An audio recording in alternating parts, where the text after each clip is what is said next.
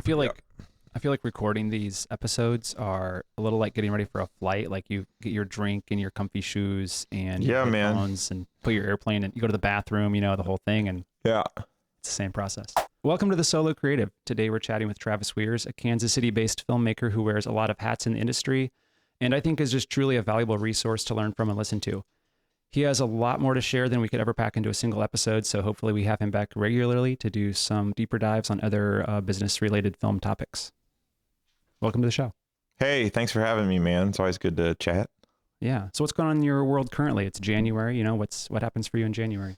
Yeah. I tried to take January off. The Q4 in 23 was pretty crazy for me between all my various ventures.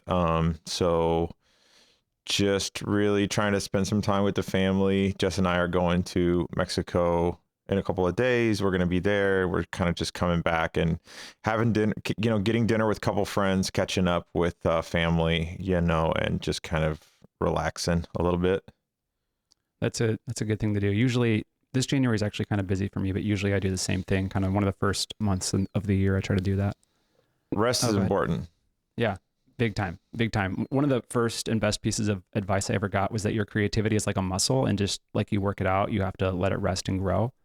And that's been so valuable to me. I wish I put it into practice but I totally agree with you. Learning how to put that into practice is an ongoing thing, an ongoing struggle. Yeah, completely agree, especially as you have kids and your business grows and everything else. Exactly. So, how long have you been freelancing, and did you just jump right in at a young age? Did you transition from another career or similar career? What was that like? Yeah, good question. So this is 2023, July 23 will be 15 years for me. I got started late. I didn't pick up a camera until my late 20s, 28, 29.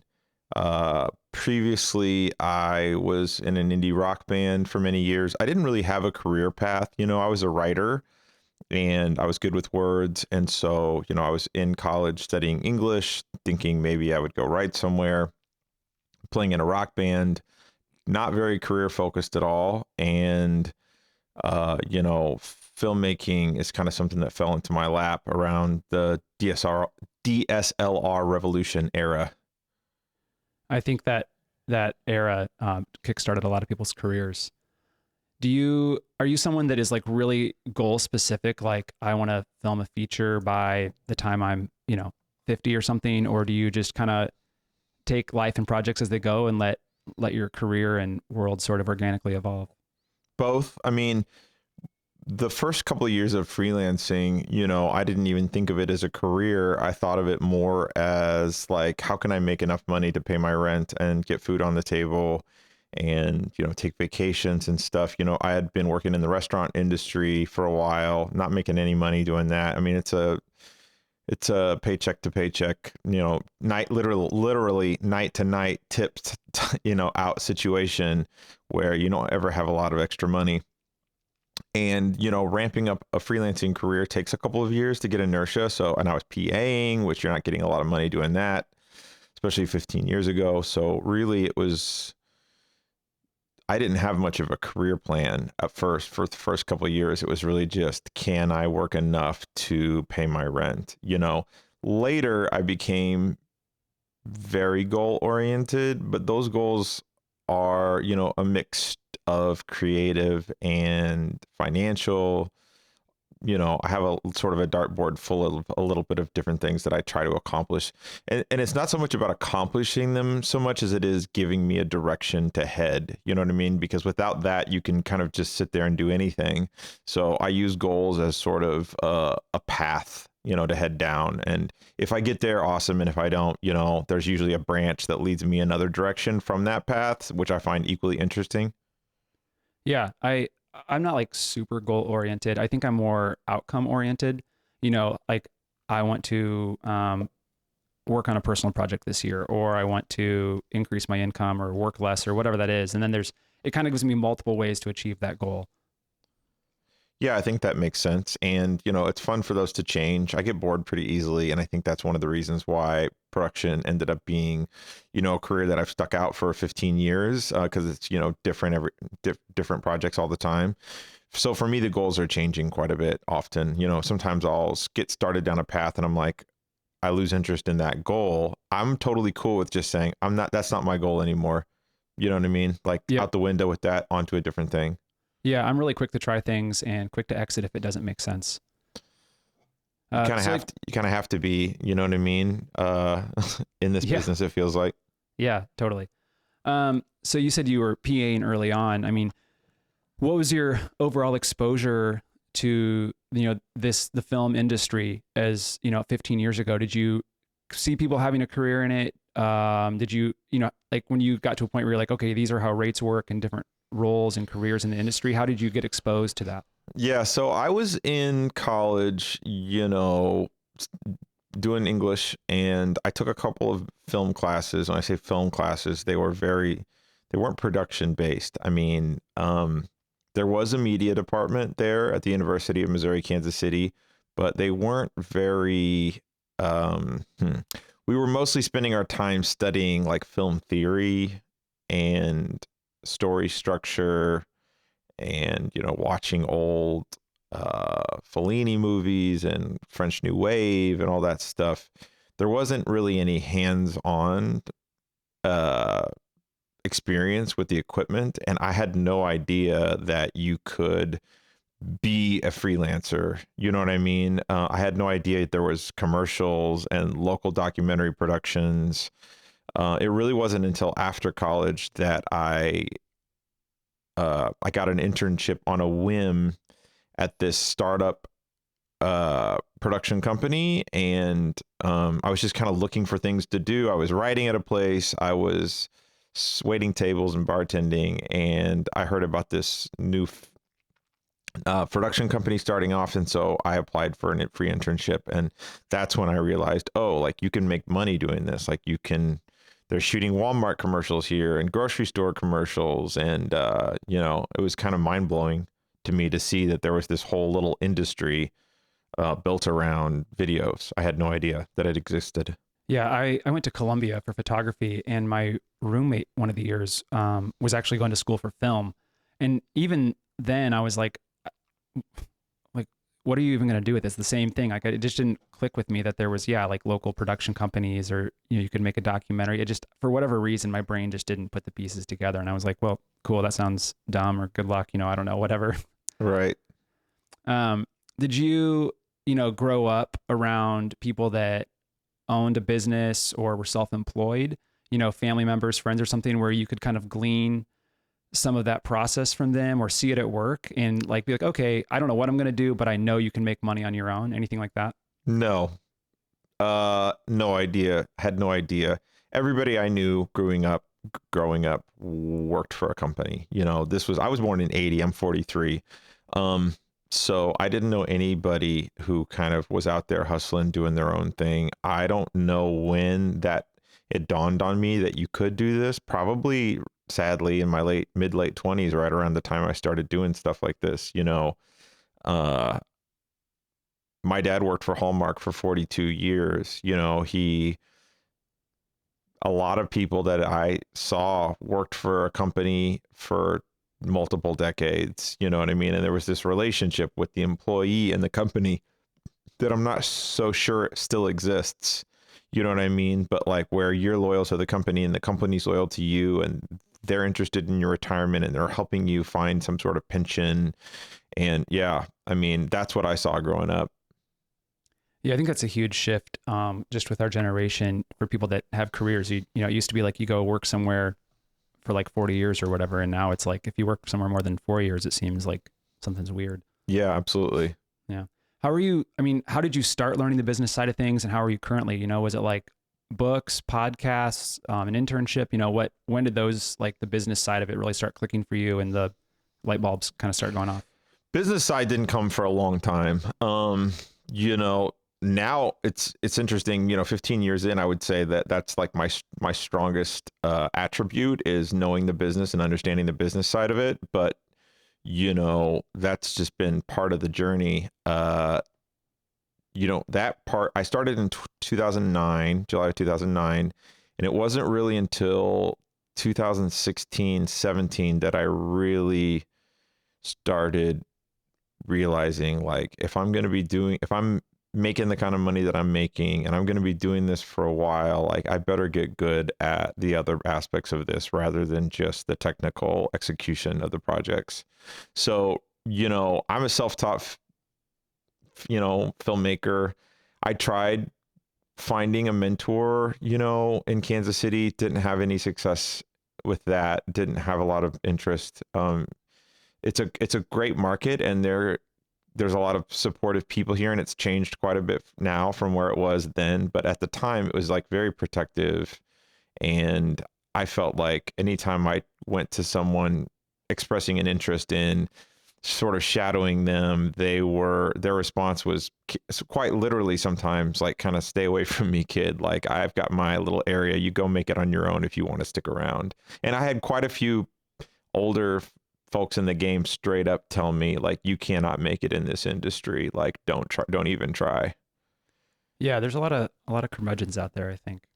Yeah, which maybe now I'm a little bit curmudgeonly myself, but I had a couple of people just say, when I was like super excited about the business, and go to them, like people I respected, just look at me and say like, if you want to know what's good for you, you would just go find something real right now. This isn't a real career. Yeah, that's kind of a sucky starting point. Like, yeah. Go ahead.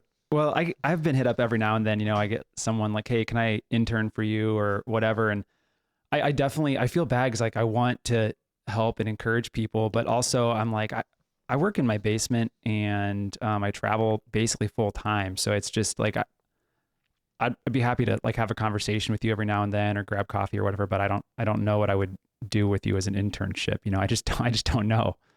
Yeah. So when someone asks me that question, which that happens a couple times a year for me, I usually just get them on set as a PA right away. And in my experience, people that, one, I do it because I remember what it was like to go up to these people who I saw working on interesting projects and ask them for like, I wasn't asking them for help, you know what I mean, to make my career happen, just kind of like advice or coffee or whatever. And I got the door shut in my face so many times that it really made an impression on me. And I remember thinking like, if I ever get to the point where someone's asking me these questions, that's not how I'm going to respond. And I find that the people who are willing to reach out and have those conversations with people they don't know are oftentimes, some of my best crew members later. They're just really driven, and you have to be very driven. You have to have that internal motor in order to succeed in this business, because it takes a couple of years to get up and get going. yeah, I had one, Jack Salmon. He's in New York now. He's like a union AC. Awesome dude. He like, he worked for me for like 2 years and we just had a blast, a lot of fun trips. I learned a ton from having someone around consistently to work with. And I'd like to think he learned a lot from me, but who knows, but it was definitely an awesome guy and a fun experience. It's good to have, you have to have, if you're to be successful in your local market, you have to have a group of folks who you collaborate with often. Their rhythms, they know yours. It's really a team effort to make one of these projects work. And so, yeah, I think that it's important to find your crew, find your folks. Yeah, big time, big time. Do you remember like who was your first real client? What was your rates like or anything like that? Oh, good question. Man, my first real client. I've got a funny one while you think of it. This wasn't necessarily my first client, but when I was trying to start freelancing and I worked at a church, leave my church job, I had given myself like a billing goal to bill so much money over the course of like 3 months or something like that. And it was like literally like 2 days away from my 90-day goal. And I was like $300 short of my goal. And I was feeling pretty depressed. And there's this company in town that 3D prints teeth, like if you get a tooth replaced. Oh, wow. And I just randomly got a call from some guy that works at this company. And he's like, hey, we need a picture of this tooth from this new printer we own. Can you take a macro photo of a tooth tomorrow for this conference? And I was like, yeah, sure. And they were like, how much do you charge? And I was like, $300. And yeah. So I showed up the next day and took this macro picture of a tooth for $300 and it, hit my goal. Yeah. There's so many that's awesome. I think there's so many things that have faded in my memory, but one of them for me was early on. I was trying to work my way up the crew ladder. I was a PA, couldn't make enough money doing that. I thought, oh, I'll like become an AC or a grip or whatever. And I just had a real hard time getting any kind of foothold because the people working in those positions had they were kind of boxing me out, And so I was like, well, I'm going to become a DP. So, I went to a big box department store, furniture store called Nebraska Furniture Mart here, and got a Nebraska Furniture Mart credit card because I had no money. I think they gave me $1,200 or $1,500 total, and I bought like a T2i and a couple of lenses and some batteries, and like I maxed out like my $1,500, and then I just went home and started watching YouTube videos and just kind of hustling. And a couple of years, I would say like maybe 2 years later, I was shooting nationally broadcast commercials, traveling the United States. It all happened pretty quickly, you know what I mean? Yeah, no, that's amazing. That's awesome.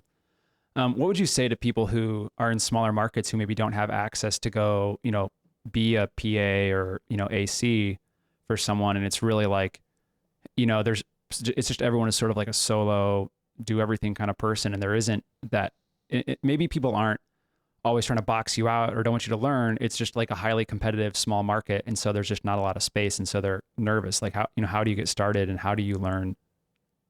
I always say that anyone coming to me asking about making a career change, I say, be ready to give it 2 years. Like, don't make a decision on whether this is working or not for you until you've given it a full 2 years of effort. Because to me, that seems like 2 years does sound like a long time, but when you're making a career change or you're entering into a new industry or you're making a switch from one position to another, it takes some time, you know what I mean, for people to find out about you, for you to develop your network of contacts, and for other crew members to kind of pick up on, you do this now. So I don't know if this is answering your question or not, but I feel like if you're getting into this for the first time, or if you're transitioning, or if you're trying to move up the ladder or even down the ladder to a different place where you feel more at home or comfortable, I would say give it your all for 2 years before you really take stock and say like whether or not this is a success or failure. Because I feel like if you work hard at something for 2 years and put your all into it, like you will get enough traction to be able to stick with it. I agree with that. I think 2 years was probably about what it took for me from like saying I'm a freelance photographer to, really actually making a living at that. And, it took a lot of grind and a lot of work, but yeah, 2 years is probably pretty spot on. And just one more thing on that note, reinvest in yourself as much as possible. Like if you're getting income coming in, you know what I mean? Rather than approaching that with a scarcity mindset, you know what I mean? Double down on, you're only doing it for 2 years, right? So like double down as much as you can, reinvest in yourself, whether that's online classes, whether that's networking events, whether that's things like going to NAB or Cine Gear, buying equipment that's relevant for that particular role. Like I'm a firm believer in reinvesting in yourself, doubling down, expanding your foundation, from which to work, getting yourself more tools, and more ability to scale up in whatever role you're pursuing. Yep, I completely agree with that. I mean, early on, I think you absolutely are your best bet, and you got to throw everything at it constantly. You just, in regards to investing in yourself, betting on yourself early on, I think that's super important. There's a lot of ways that happens. There's shooting personal work, there's investing in equipment, there's marketing yourself, all of those things. What do you think is most important early on, and where did you put a lot of that money and a lot of that effort? Like let's say your first year out, you're making 40 or 50 grand. Where are you putting that money and putting that effort? Yeah, for me, I think for everyone can be a little bit different. I'm a big believer in investing in equipment. If you are an operator, which I call myself an owner operator, in many ways. I'm a DP, but I've always owned and a gaffer. Now I have trucks and all sorts of cameras and all sorts of stuff. But, in the beginning, when I was just focusing on camera work, buying the right camera package for what I was doing, the kind of work that I was getting and the kind of work that I wanted to get, and then continuing to build that out and renting that out to clients is the easiest way to scale up your income, as a solopreneur, creative entrepreneur. They're hiring you, you want to bring the camera package, the lenses. For me, I was also bringing a lot of times like lighting and anything else I could just to get that number on the invoice up. It's very difficult to replicate the ROI on equipment in other stable markets. It's very difficult to get the kind of return on stocks if versus buying equipment. The ROI is just insane. I was on a road trip a couple of days ago with somebody who works with me in the Kansas City area, and he was asking me a lot of questions on this, and I kind of told him a little bit about how I do ROI calculations. And it's wild to go back and look at the charts and see how much money you can make on this stuff, because it's kind of a foolproof system if you buy the right gear and you're working enough. Completely agree. Owning gear is such a income accelerator if it's the right gear and it's purchased well. One of my biggest, I think, regrets, just from like a financial and career growth standpoint, was not investing in like real gear kind of early on. I kind of hung on to the sort of DSLR video thing, I think, a little too long. And part of that was just because maybe like a little lack of confidence in, am I really a filmmaker? Do I really need to own this red or whatever? And then also being, a solo, my wife doesn't work. I'm the solo income provider. So I may be nervous to lay out the cash or take on the debt or whatever. But I really wish I had invested in like a red package or a C300 package earlier than I did. And I think it would have made a huge difference in my career. Yeah, it's pretty common, I think, to be nervous about what to do with your money when you've spent years just barely making it. At least, it was for me. It took me a long time to get the confidence I have now at just going out and throwing down on something. Right now, I'm in a place where I have so many things bringing in returns that I make a lot of purchases that I don't even do ROI calculations on anymore. I'm just like, does this make my life slightly easier on set? If so, I'll buy it. Or do I want to have this just in case I might need it? I don't care what the ROI is, to a certain degree. It's like, I'll put it in my inventory, and I have enough other items out there earning income for me on a regular basis that not everything has to be fully optimized. But when you're just getting started, those purchases can be pretty daunting. I mean, God, I remember when I bought my Epic W, that 8K Red Cam, that was like $50,000. And to me, it was like, damn, am I really about to spend $50,000 on this camera? Previously, the most I had ever spent on a camera was the FS7, which I believe was like 10 grand, 11 grand, something like that. So that's a pretty big difference. Yeah, I bought my first red January, like the first week of January 2020, and then COVID happened, and I was like, shit, what did I just do? What'd you get? I got the Scarlet W. I didn't go like too hard or anything, but still, I think I spent like 20 grand, and then, a week later COVID happened, and I was like, okay, well, I guess I'm just going to figure this out. But it worked out, and it was great. It was an amazing investment. I made my money back on that thing in like probably like 6 or 8 months, used it for a year and a half, 2 years, and then sold it for a couple grand less than I paid for it. Yeah. And you just right there described, the basic foundation of, doing an ROI calculation. The way I think about buying gear is that my clients are buying the gear for me. I'm fronting myself the money. My clients pay me back, and then with interest. So once the gear has been completely paid off, everything on top of that is pure profit, or a dividend per se. You know what I mean? You get your initial investment back. The money you make on top is profit, and then you can also sell the item whenever it ceases to be useful, and get a little bit back there too. Plus, at the very beginning, when you make that purchase, it's also a place where you can use it to defer some taxes. Yeah, absolutely. My kind of personal rule is like, I like to be able to pay it off within about a year of client rentals. I think everyone's different. Like, what do you have, like a kind of a rule, or maybe something you had early on? Yeah, like 18 to 24 months is pretty conservative. So I feel like if it can pay for itself within 18 to 24 months, then, and then I own it free and clear in less than in a year and a half or 2 years, then it's kind of a no brainer. Now, that said, a lot of things I've purchased have paid themselves off much faster than that. But that's a conservative approach to where I got to the point where I was like, all right, I'm not really risking much if I'm going to get this money back within the next year and a half. Yeah, I think that's a really smart move. And it probably depends on your market too and the types of clients you have. And, but I think at some point you get a pretty good sense and you just have to take that risk. Yeah, absolutely. So we were talking a while back, you wear a lot of hats, you DP, you cam op, produce, gaff, own a truck, all this stuff. But I think you had mentioned maybe making a really intentional push towards being a gaffer when you had your daughter a couple of years ago. Do you want to talk maybe a little bit about sort of, did you have like a business plan behind that? Did you just see a hole, like a market opportunity? Like there's no gaffer near me, I'm just going to do this. Like how did you calculate that out and make that leap? So I think what happened was actually Danny Yord hit me up. Danny's somebody who is a producer that I really admire and respect.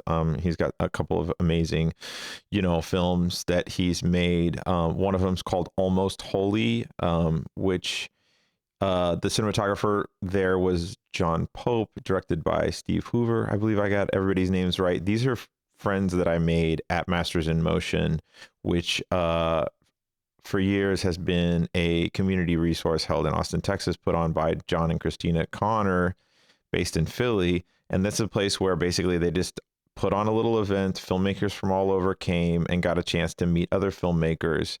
And I met Danny and these guys there the first year they went, I think, I had seen Almost Holy, the documentary. I really loved it. Kept in touch with those guys a little bit. And during COVID, they were coming to a small town a couple hours outside of Kansas City. And Danny hit me up just saying, hey, we're looking for a gaffer. Can you put us in touch with somebody? And I was like, well, I own all the stuff. I think they were asking for a few things. They're like, hey, if they have this and this and this. And I've always been a bit of a gear whore. So I had all that stuff and it was COVID. So I wasn't working a lot and I really wanted to see Danny and John. And so I was like, hey, you know what? I'll just come out and do this for you guys. Be awesome to work with you. I can light this stuff. I'm a DP. I know how to set up a light. And so they agreed. I went and did it. And I had such a good experience collaborating with John and Danny. And, as a self-taught DP, a guy who really just never had anybody to learn from, always have just kind of lit things on the fly and taught myself through, failure. It was really cool to see other people approach a scene. And I felt really privileged to be in a more collaborative environment, since so many of my jobs are small crews where we don't get a chance to approach the scene as artistically as you kind of want to. And watching these guys work, they really took the time to light these scenes right. Even though it was a documentary, we really took the time to like block out the lights, light it nice. And I thought, man, this work is something I want to do more of. So I just thought to myself, I am open to gaffing more. I came back and I told my partner, I was like, I think I would do this more if somebody asked me. And I'm not kidding. The next 5 calls I got were people asking me to gaff projects. It had never happened before. I don't know what happened exactly, but the next 5 jobs, I was out there gaffing projects, and I just loved it. I love the collaborative aspect of it. And even though some people might say it's a step down on the like crew rung or whatever, I don't care. I was like, I'm out here working. I'm meeting people. I'm getting to collaborate with DPs. It's not that often as a DP you get to be on set with another DP and you guys get to look at the same image and talk about how to approach it. I find that really fun. And so it's something that I've really enjoyed leaning into over these last couple of years. Yeah, that's awesome. And I think the collaboration thing is really important because, oftentimes the higher you kind of climb the role ladder, the more isolated and kind of siloed you become from your peers, because it gets more competitive and, there's less people, and it just is what it is. But I think that collaborative part would be a lot more rewarding on the gaffing side. Yeah, it's made me a better shooter for sure. You know, on my own, the projects that I'm DPing, I'm able to approach it a little bit more through the lens of not just what I've learned myself, but what I've learned working with other DPs and how they've approached things and trying different things, you know, so it's been fun. Oh yeah, that'd be invaluable. Um, do you make more or less money than you thought you would as a freelancer? Oh God, a hell of a lot more. I grew up in a fairly low income family, you know, like we could have been on food stamps, but my parents were too proud. You know, my dad had worked for Hallmark. He didn't go to college until like a couple of decades into his career there. You know, when I say he was working at Hallmark, he wasn't the guy making six figures designing holiday greeting cards. Okay. He was like a machine maintenance guy. Do those guys make six figures? At one point, Hallmark was one of the most successful companies in the United States for sure. Right now, Yeah, no, they might be barely hanging on. Yeah. But yeah, I mean, at one point in time, I think they had a lot of artists who were doing quite well. So we grew up in a low income house. You know, we got free meals at school. Almost all my clothes were hand me downs. My parents, when I heard them talk about money, it was always with like fear and trepidation. I wasn't taught anything about money in school. I remember we did this thing called, God, what is it called? Exchange Expo or Exchange City, where you go and you have a pretend business and everybody gets like pretend money and you go around and like trade money. And this was in like middle school. And that's the only thing I can remember from like all the way up until college, any kind of discussion about. Are you there? I think we froze. Okay. Yeah, I saw you freeze.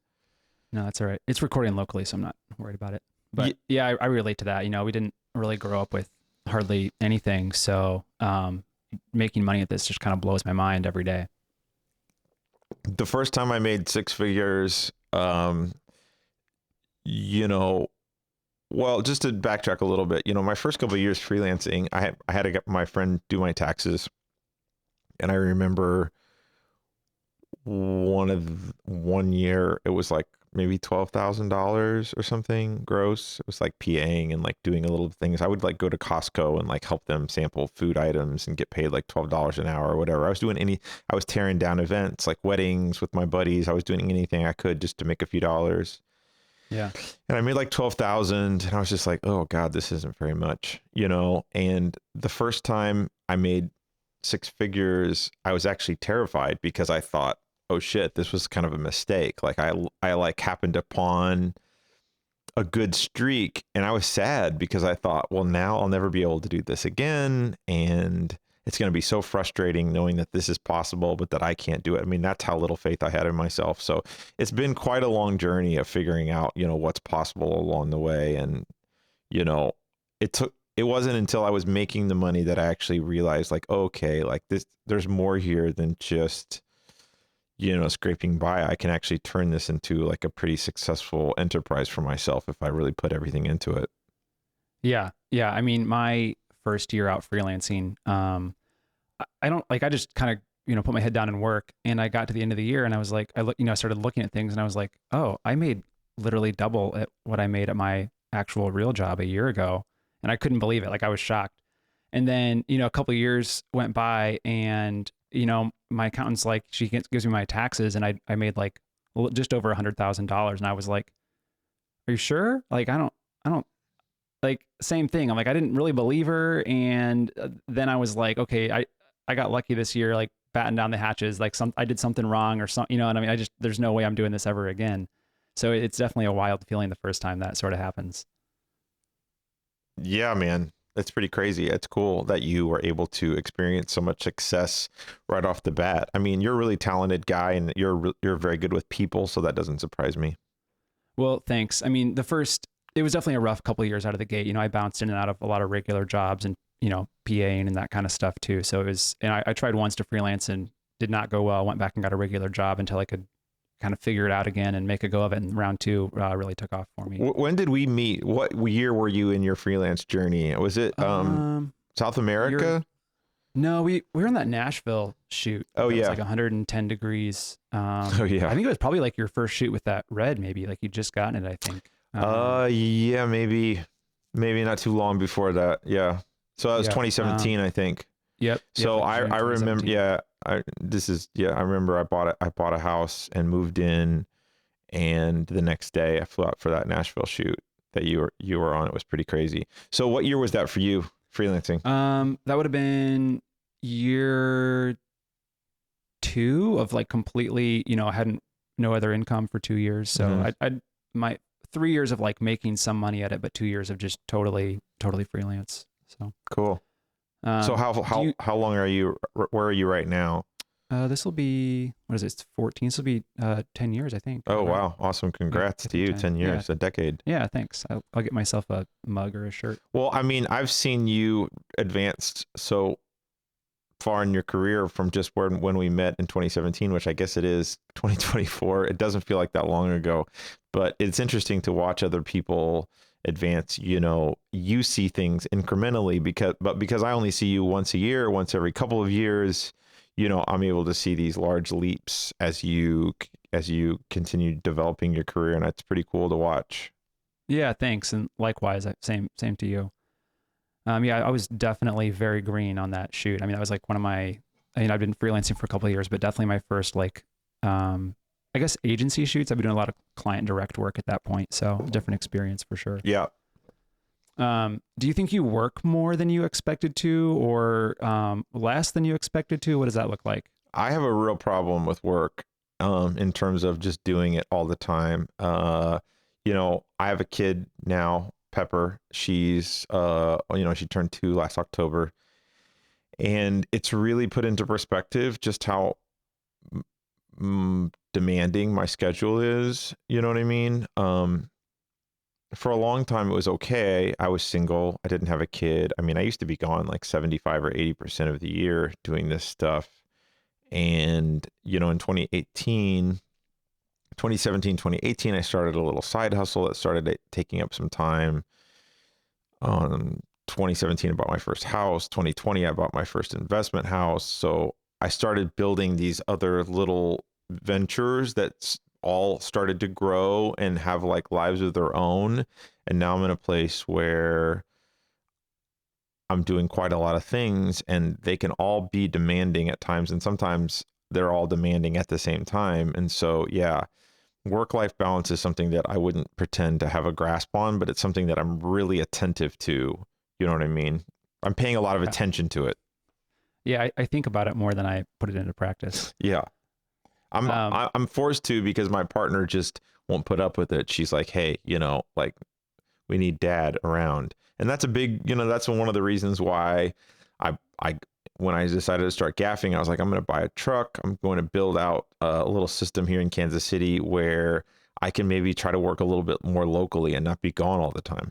Building in that family time is really important. I worked on something the other day and I was really excited about it. And I think typically I would have, put the kids to bed and gone back down to my office down here and edited for like, 4 or 5 hours till like 1 a.m.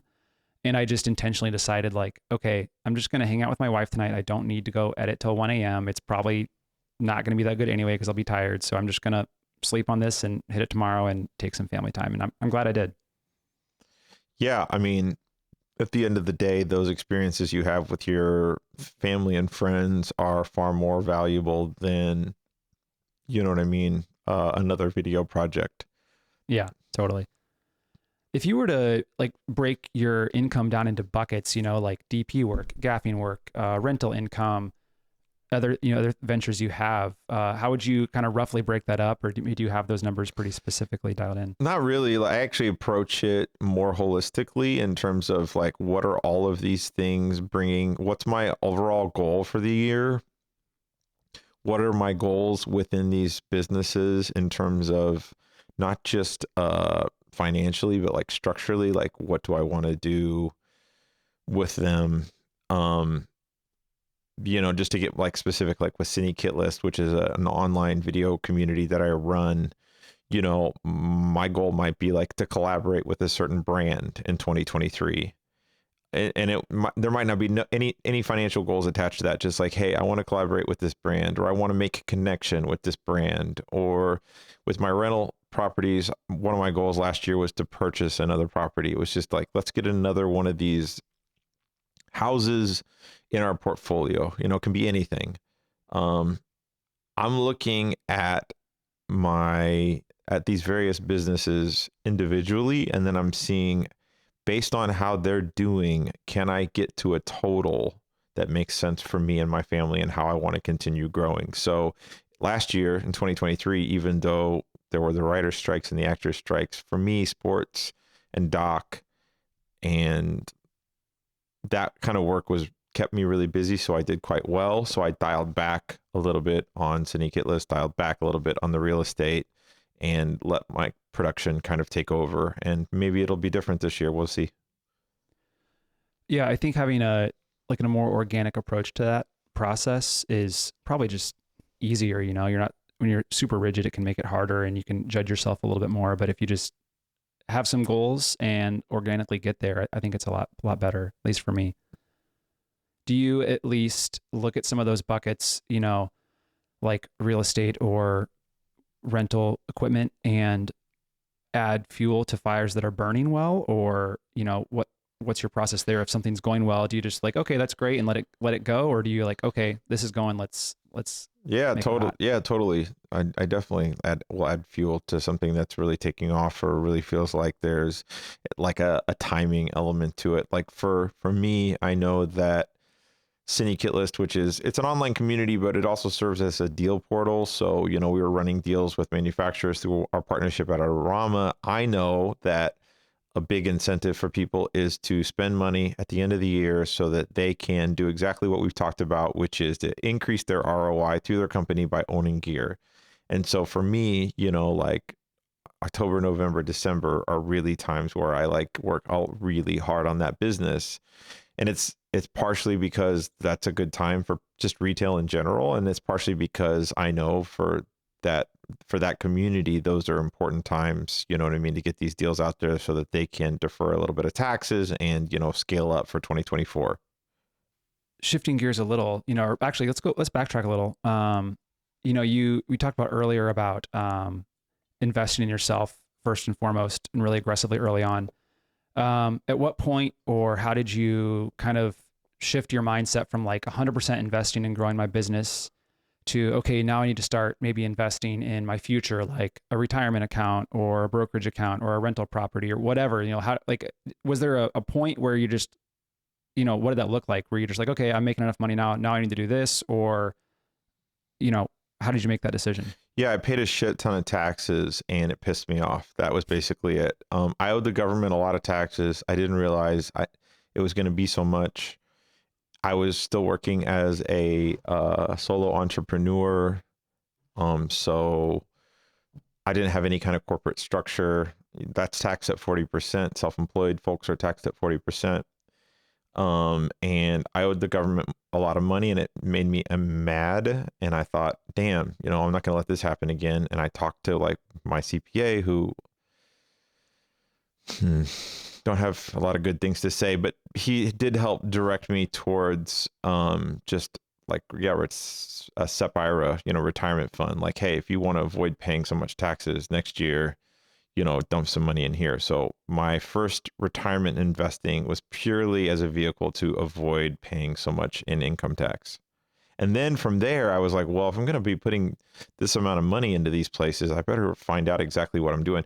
You know, I tried going to an investor, what's it called? A financial advisor. Sorry. Yeah. Financial. Yeah. It was one of these companies. And I went in there and had a conversation with this like person and walked out with zero confidence that they had a real handle on what it was that they were doing. And I was like, if I don't know what they're doing and they don't seem to know what they're doing either, like I better start figuring this stuff out, because I'm the one that's going to suffer if this money goes into a bad place, you know? So I started, you know, researching investment options, and through there, I kind of, I got a love for it over time. Just, you know, finding out ways to optimize your portfolio, if that makes sense. Yep, totally. My first account was a SEP IRA. Same thing. Like I think, I don't remember what year it was, but I got like my tax bill at the end of the year. Cause that's just, it was just a solo me. And my accountant was like, you owe $16,000 in taxes. And I was like, wow, that's exactly how much I just spent on my new car. Why am I paying for a whole new car again? This sucks. Yeah. So, then I was like, I got a SEP IRA, and then I got like really curious and just, started researching, and, I have other things I'm doing now, but yeah, that was just like the tax bill hits you one time and you're like, all right, I got to figure this out. And a retirement account makes sense because at least at some point you get the money back. Yeah. How are you structured? How's your business structured? So I'm an S Corp. I get a W-2. I pay myself a salary every month. And then what I've done for the past like 3 years, maybe 2 or 3 years, I pay myself a salary for like the first like 50% of the year. And then I do like an owner draw share bonus thing or whatever. This year it just started getting too messy towards the end of the year though. Cause depending on how my income would shift. So this year I'm just going to pay myself, like lower my salary a little bit and then offset it with a monthly ownership dividend. I'm not sure what the official term is, but just do it monthly. So I have a better picture out throughout the course of the year. Yeah. I think it's just called an owner draw. I think you got it right. Yeah. So I'm going to be doing it monthly now, rather than at the end of the year. So I think that'll make my life a little easier. Yeah, that makes sense. So, There's a lot, I mean, I'm not a tax expert and this isn't tax advice at all, but I get a lot of people asking me questions about taxes because it is complicated. We live in a country where it's helpful sometimes because there's ways where you can defer taxes by doing, the government wants your business to be successful. So they provide you on ramps to reinvesting in your business so that you can defer some taxes. And so you can scale your business. So hopefully you're reinvesting back into the economy, hiring workers, et cetera, et cetera. So as a business owner, it can be good that the tax system is so complicated, but it's also complicated, and for me, one of my biggest pieces of advice and something that I wish I would have done sooner was, turn my business into an S Corp so that I could have stopped paying 40% on self-employed, income. Yep. Makes a huge difference. Big I think difference. another important thing to do as well is, shop around a little bit for an accountant, take like a last year tax return or whatever and get different people's opinions and feedback and see like what they would have done differently and what kind of advice they bring to the table. I mean, I think if your accountant is not, my first accountant, like had no ideas, didn't come to me with like, hey, you should be doing this, you should be doing that. I would Google, how can I pay less taxes? And I'd be like, hey, can I do this? Can I do that? And she's like, nah, I don't know. It seems a little too risky for me. And I'm like, well, the internet says I can. I don't know. I mean, like, so I started looking around and I found a different accountant, and it's been a significantly better experience. Yeah, you realize that not everybody who does something is good at their job necessarily. You would, I guess I assumed, hey, you're a CPA, you're a tax professional, like part of your job is going to be to help guide me because clearly I don't know what I'm doing. I'm making that very clear when I'm asking all these questions. But yeah, I've had a few not so good CPAs, sadly, and it's a little bit frustrating. Keep shopping. If you don't have a good one, keep shopping until you can find somebody that you trust and that you like, because taxes aren't fun. So if you're going to have to, convene with this person a couple of times a year, you might as well make it somebody that you actually like talking to. Yeah. And I mean, a good accountant should probably pay for themselves as well. So absolutely, it's totally worth the spend. Absolutely. Do you have any, do you have rules for like cash flow? Like how much cash do you keep on hand? Like in terms of like, I want to be able to run my business for 6 months or, what's that look like for you? Yeah, I'm pretty conservative. I like to have at least a year of like living and business expenses. If not significantly more than that, and as long as it's in a place where it's working for me a little bit, like I don't stay super liquid in low interest earning checking accounts. You know what I mean? I have kind of enough to make a couple of months of, expenses happen, but most of my money is, working somewhere, even if it's just something as simple as like a high yield savings account or checking account at like Wealthfront. You can get 5% interest right now. So for me, it's fairly liquid. It's not as liquid as being in your bank, but it's pretty close. You know what I mean? Yeah. Like, and they offer a higher like security or their insurance is quite a bit higher than your standard FDIC insurance as well, because they split up the money into a bunch of different accounts through their partnerships. Yep. Yeah, I do the same thing. I keep a few months kind of runway in my checking account and then go spill over, just go straight into a Wealthfront 5% savings account. And then from there, I look at other things, brokerage or retirement or rental property or something like that. But I think that's a great rule to have. Yeah, it's good to be kind of split up and diversified as much as possible. That way any impact to any one of these little businesses or side businesses or investments avenues doesn't hurt as much. You know what I mean? Do you think it's, for someone entering the industry today as a freelancer, do you think it's harder than it was 10 or 15 years ago? It seems in my mind, I think there's a lot more work being created. There's more content out there, but budgets haven't really seemed to change much over the past 10 years. Maybe there's maybe there's one or two less people per job roles on a set, so if the budget used to be like 25 grand and there were 5 crew members, well, maybe it's still 25 grand 10 years later, but now there's only 3 crew members because we're using autofocus and we, some, you know what I'm saying? Like that's maybe where the growth is. Or there's, a lot of, there's so many things out there where it's just DSLR and a stick gimbal thing, it's just a very different world, I think. Yeah. I'm not 100% sure because I do think that, when I started 15 years ago, I was working on production commercials for like the local Kansas lottery or like a grocery store. And there would be like 25 crew members. You know what I mean? Like a director flew in from wherever and a DP and like multiple ACs and multiple hair and makeups and wardrobe. And now granted, these are just bigger commercials, but I see those jobs now and there's like 6 people on set or 8 people on set. You know what I mean? I think I came in at the end of a little bit of an era where there were clients willing to spend more money on some of this stuff. This was right around, 2008, 9. Things were changing, I think, in the economy. I was pretty unplugged. I don't remember that part of it too much, being in my 20s. But, nowadays, all the questions I hear in terms of where things are going have to do with like AI, and is AI going to replace people's like creative work? And for so much of the work that I do requires real people on camera. You know what I mean? We're shooting athletes, we're shooting real people for businesses, the CEOs, we're doing customer testimonials, we're traveling to dealerships and plants, and like the story is with the real people. So I'm not too concerned with AI impacting same for me. Long term.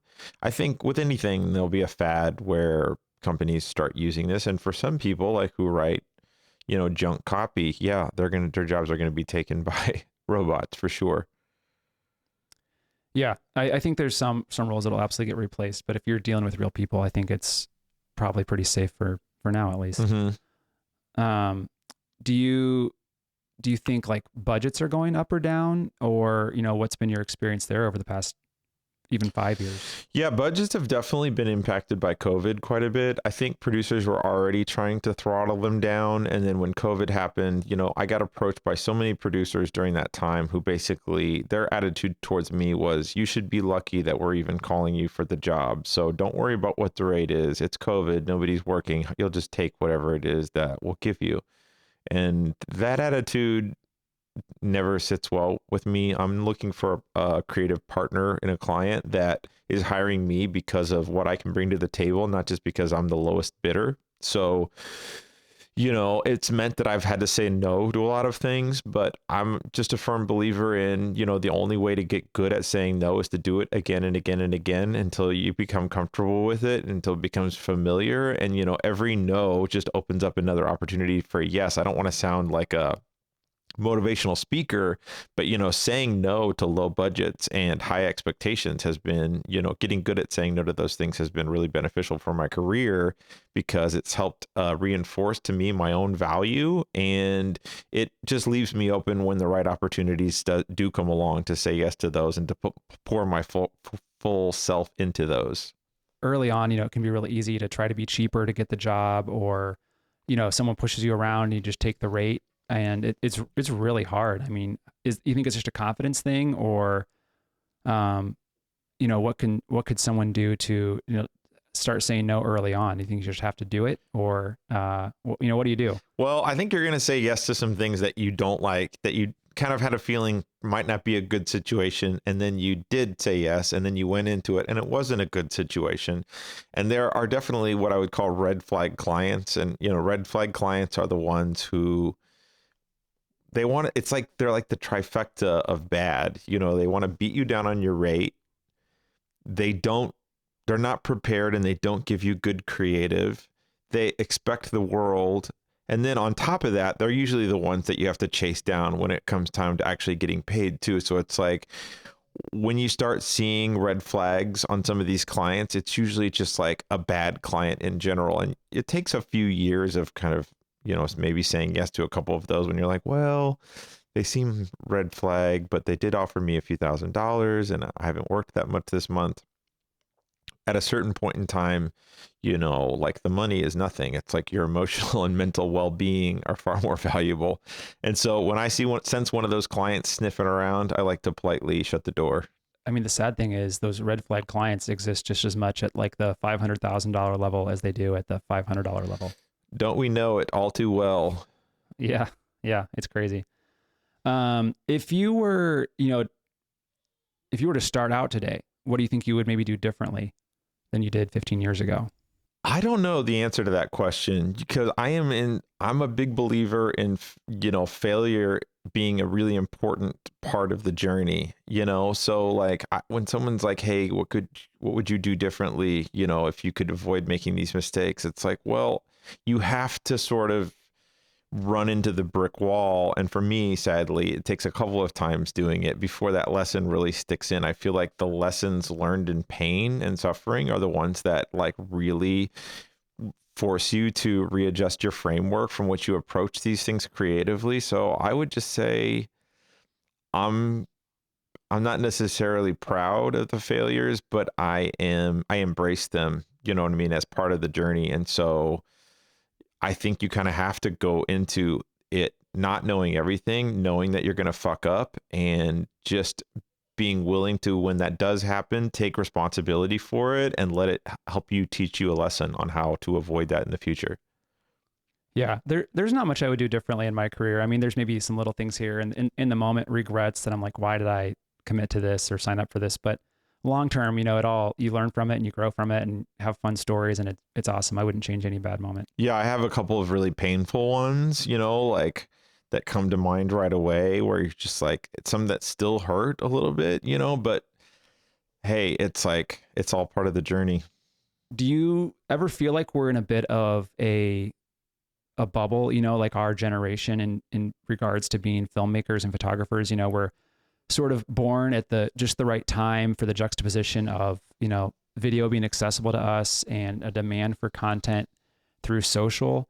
Do you think we're living in sort of a bubble or an enigma, or do you think that this is here to stay and it's going to continue to grow and scale? Oh, I don't know. I think for sure we're in an interesting time in history. Had both of us been born in, ancient Rome, we wouldn't be doing video production. I know that. I don't know what the hell I would be doing, probably in some Roman prison somewhere. I'm not 100% sure, yeah, I think it's hard to speculate on what might have happened, but I do think that, the DSLR revolution was really crucial for me and a lot of my peers, you know what I mean? Getting into cameras looking good and being inexpensive enough for just your common, person to buy without putting down a $20,000, $30,000, $40,000 loan right at the very beginning. Yeah, that has made a huge impact. Now we're in this place where there is so much of a demand for content, but it never feels to me like the industry is too saturated in these like medium markets like Kansas City. You're in Peoria, I know in LA when there's a strike, going on, and those markets already have a lot of people working in them, or Atlanta or New Orleans or New York or whatever, like that can be really challenging. But I think for small, medium markets, if you really know what you're doing and you're set up for success, you're going to have enough work coming in to, keep the business going for at least a while longer. What do you think? Yeah. Yeah, I would generally agree with that.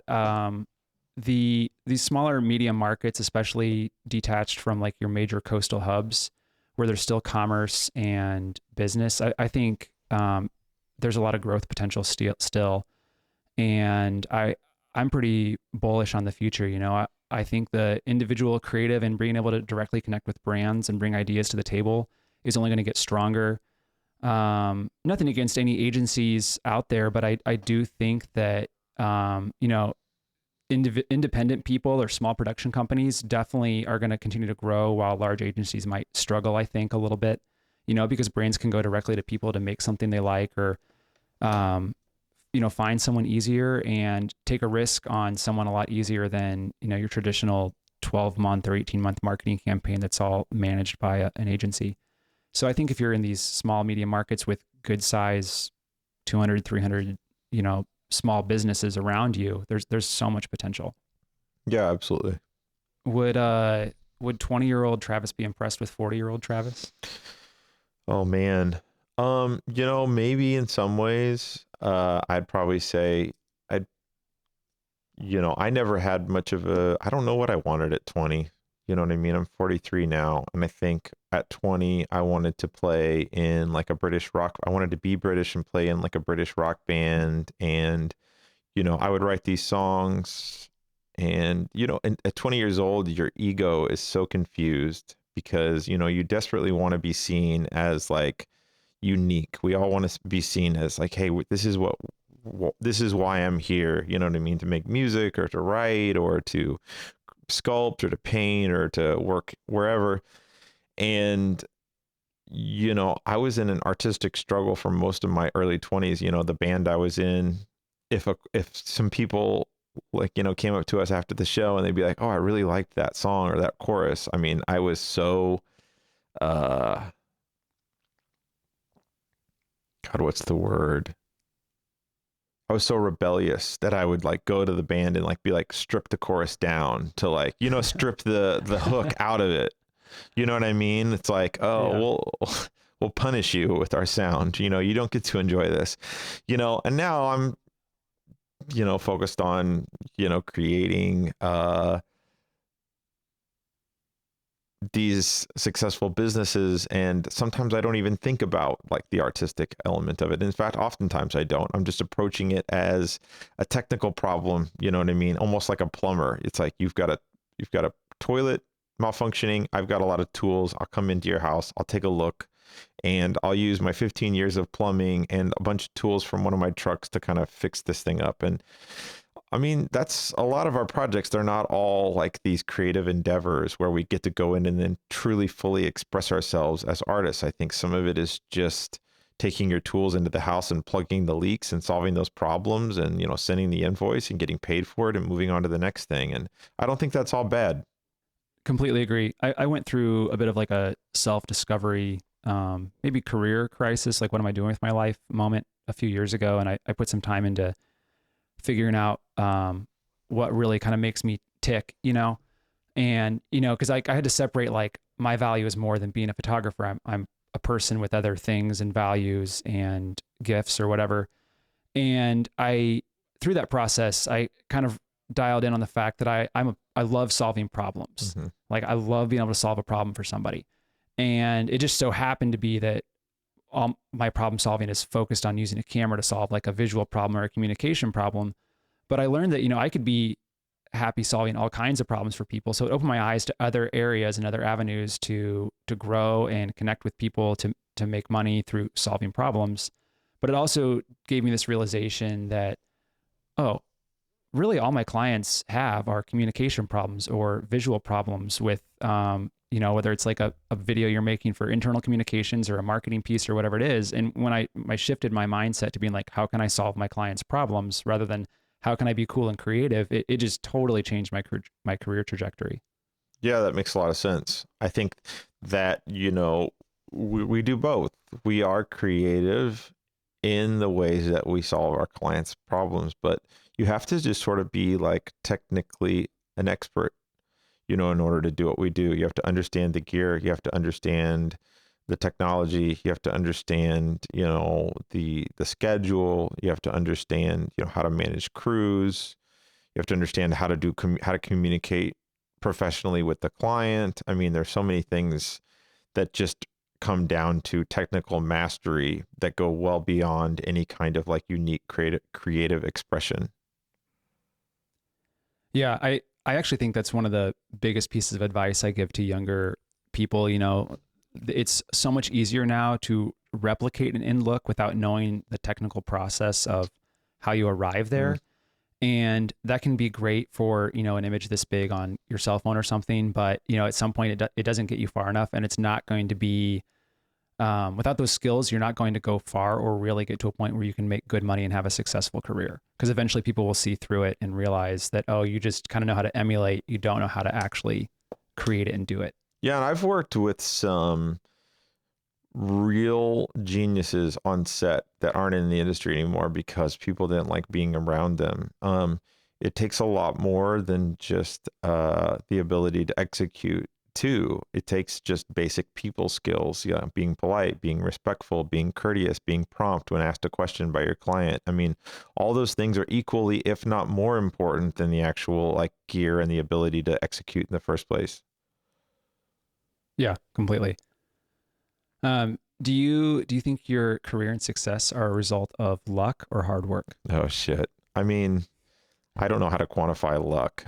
I do know that I'm very determined. My partner tells me often that I'm the most determined person that she's ever met. She knows that once I get an idea in my head, like I'll hack away at it for a good long while until I kind of get to a point where I'm like, okay, like this is how I can solve this problem. So I think hard work's essential, but I think there's a lot of people out there doing hard work, like not just me. What about you? I think it's a pretty good blend. I mean, if you work really hard, when a lucky moment or a moment you can't control happens, you're ready for it. You absolutely need those moments. You need that person to give you the chance, that client that sees, or that art director that sees like, hey, this guy, I think he has what it takes, and maybe he's young or he's pretty green, but I love the way he does this. Let's give him a shot. You need that person to come along, yeah, and take that risk on you, or you need to be at that random charity event where you're miserable shooting coverage of the event, but you meet that person who owns a small business that needs an ad made, and they, you know what I mean? You need those luck moments, but you got to work hard and be ready to jump on them and know how to, oh yeah, I can make a brand video for your company, and here's what it takes. It costs X amount of money, and we're going to hire the crew members, and I've got the capital or the gear, or I know how to rent the gear or whatever. You have to be ready to really capitalize on those moments. Yeah, I think that's the hard thing to quantify, the luck part. There's part of you that's like, oh, I had this one client and I randomly met them, and it ended up doing all these things that, but if it wasn't them, it would be someone else. I mean, I don't know. Yeah, I mean, I think there's probably a ton of luck moments that pass by all of us just because we're not at that level to be aware of the lucky thing in front of us and to take advantage of it. Right. I think you're right though, that if a fortuitous moment presents itself, you have to be ready to capitalize it in the right way to really turn it into something beneficial for you and your company long term. Yeah, and being ready to capitalize it for me doesn't mean like being willing to take the risk or say yes, but actually having like the tools to do it, the connections to pull it off, the resources, the business, knowledge, whatever that takes. That's the being ready, not just I can do that. Yeah, 100%.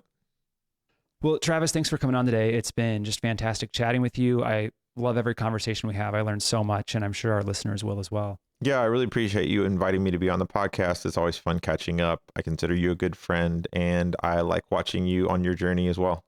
Thanks so much. Hey, if you want to connect with Travis, I'll have a link to his Instagram and syndicate list in the show notes below. Thank you. All right, see ya. Bloop. Hey, thanks so much for tuning in to this week's episode of The Solo Creative. If you enjoyed it, I hope you share it, and you can connect with us on Instagram at The Solo Creative Pod. Hit us up with any questions or suggestions for show guests. Thanks, and have a great week.